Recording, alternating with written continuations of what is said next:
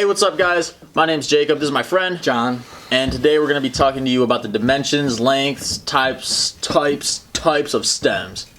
I said that too many times. You got that though. Anyways, so there's two types of stems. There's a front load And a top load. and we're going to tell you the differences, but first we're going to go about telling you the different lengths and rises. So the biggest difference between the top load and the front load is that the rise is a little bit different. The top load's going to be up higher, but we'll get back to that in a second.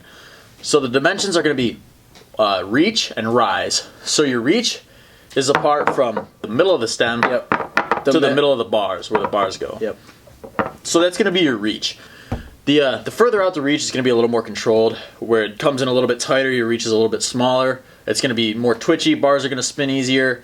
I think if it's more forward, nose manuals are going to be a little bit easier to lock into, not going to be as twitchy. You pull it back, it's going to be twitchy left and right turning, but it does make the bar spin easier. It moves the front end a little more swift. A front load, that's really the only difference, is the style of the stem. Allows the bars to sit up lower or higher. You can also flip a front load like this one and it'll raise the bars up above the center point, whereas if it was like this, the bars would be underneath the center point. Or you can do that with a top load and do the opposite. Which is really weird. I've never seen that done, but I'm sure people have tried it. So yeah, we're going to talk to you about the top load right now. Top load stems.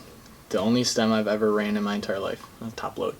And, well, as Jake said, it's from the center of the fork to the center of the bar. That would be the reach. And then the rise would be the bottom of the stem and to the center of the bars.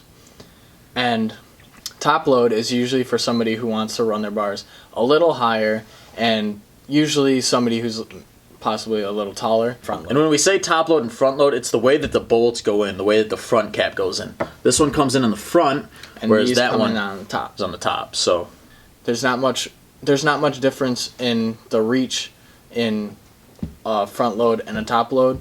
It usually depends on what brand you buy, what stem you buy. It all varies. We both run top loads. I run top loads because I like my bars being a little bit higher. Yep. I don't see any other difference between a top load and a front load other than it makes your bars a little bit higher.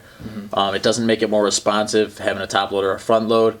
That's the reach that you're looking for. If you want your bars lower, switch from a top load to a front load. But if you already have one and you're comfortable with it, just stick with that. Unless you're getting taller, either get bigger bars or a top load stem. But if you're like me, I've been switching back and forth, and then I just kind of settled with a top load and really decently tall bars. Yep. Kind of evens out.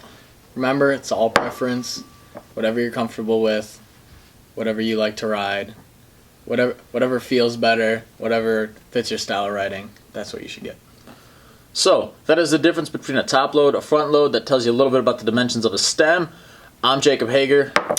I'm John Schrader. And we'll see you next time. And it don't take a lot of back talk to push me into flaming them. Like that little Damien. Block 19 to my motherfucking cranium. Gang type gun toting